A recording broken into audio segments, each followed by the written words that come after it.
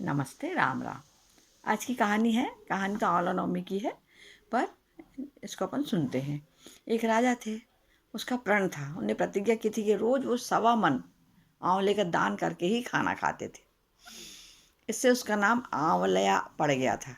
एक दिन बेटे बहू ने सोचा कि रोज रोज ये इतना इतना आंवला देते हैं, 1.25 मन, तो ऐसे में देखा देना पड़ा, महल ही खाली हो जाएगा, कंगाल हो जाएगा अपन लोग, खजाना खाली हो जाएगा। इसलिए बेटे ने राजा से कहा कि इस तरह दान करना बंद कर दो, आप मत किया करो ये दान। बेटे की बात सुनकर राजा को बहुत दुख हुआ और राजा रानी महल छोड़कर एक जंगल में जाकर रहने लगे। अब राजा रानी वहाँ दान कैसे करते, तो उन्होंने बहुत दिन तक कुछ खाया पिया नहीं, वो भूखे प्यासे हो गए। धीरे धीरे करके 7 दिन बीत गए।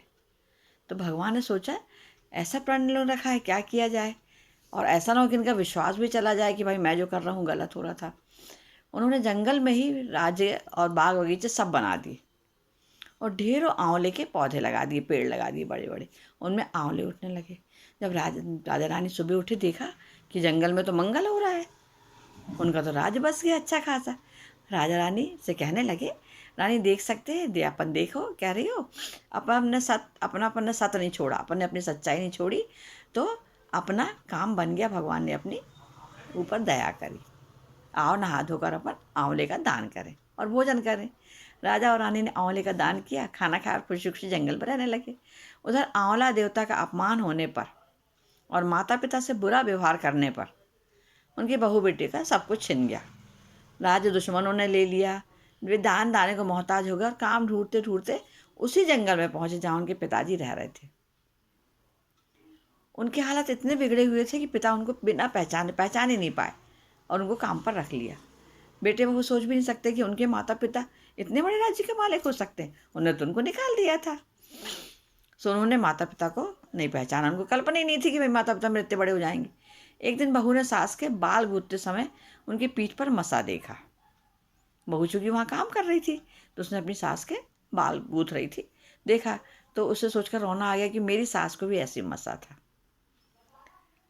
और हमने उन्हें आंवले का दान करने से रोका था, तो हमारा ही धन नष्ट हो गया। अब वो लोग पता नहीं जाने कहाँ होंगे।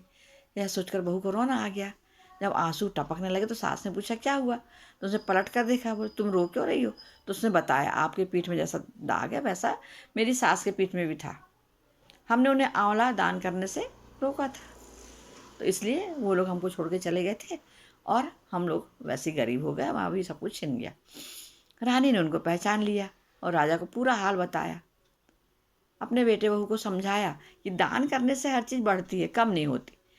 धन कभी कम नहीं होता दान करने से। आप दान जितना करोगे उतना आपको भगवान भी लौटा लौटा के देते हैं, उतनी अपनी बढ़ोतरी होती है। अब बेटे बहू राजा ने सब सुख से रहने लगे। तो भगवान जी जैसे अपने राजा रानी का सत रखा, उनका सम्मान रखा, वैसे हम सबका सत रखना और सबको सुखी रखना। नमस्ते राम राम। धन्यवाद।